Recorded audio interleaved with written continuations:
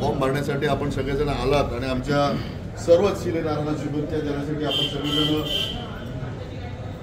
म्हणजे काय सांगाल, आज या ठिकाणी आपण शिवसेनेचे उमेदवारी अर्ज दाखल केलेले आहेत, काय आपली प्रतिक्रिया? काय ना, आज शिवसैनिकांसाठी आनंदाचा दिवस आहे की रोहा नगरपालिकेमध्ये सर्व जागांवरती शिवसेना आपले उमेदवारांचं भवितव्य आजमावत आहे आणि आज रोह्याला जे काय आवश्यक अभिप्रेत असलेली जी काय विकास कामं असतील ते निश्चित आमच्या शिवसेनेच्या माध्यमातून होण्याचा संकेत निश्चित आम्ही आजच्या दिवशी देऊ आणि ज्या ज्या उमेदवारांनी फॉर्म भरतायत आणि अजून भरतायत ते निश्चित विजयी होतील असे सगळे आमचे उमेदवार आहेत.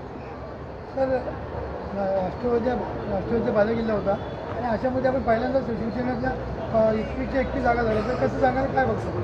काय नाही, आज कसं आहे की या रोहा तालुक्यावरती आमचे माननीय भरतशेठ गोगावले आणि त्यानंतर आमचे दमदार आमदार महेंद्रशेठ दळवी, महेंद्र थोरवे या तिघांनी आम्हा शिवसैनिकांच्या पाठीमागं ठामपणे उभं राहून आम्हाला खंबीर साथ देण्याचा कबूल केल्यामुळे आणि खंबीर साथ त्यांची लाभल्यामुळे आज आम्ही सर्व शिवसैनिक एकवटले आहोत आणि निश्चित या रोहा नगरपालिकेवरती यावेळेला भगवा फडकणार.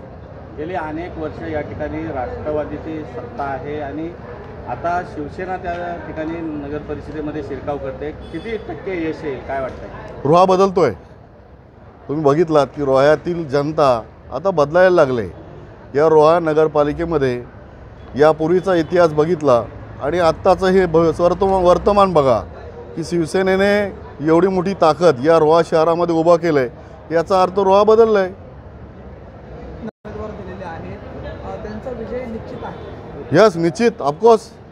कारण आम्ही जे काय दिलेले उमेदवार आहेत हे अनुभवी आहेत, ज्यांनी या नगरपालिकेमध्ये 15 वर्ष सभापतीपद असेल, उपनगराध्यक्षपद आहे, अनेक कामं त्यांनी केलेली आहेत, विकास कामं केलेली आहेत, वेगवेगळ्या प्रभागातून लढून त्यांनी आपला भवितव्य आजमावलेलं आहे आणि त्यांचा जनसंपर्क हा निश्चित दांडगा आहे. त्यामुळं या वेळेला आमचा उमेदवार नगराध्यक्षपदाचा हा निश्चित विजयी, भरघोस मताने विजयी होईल.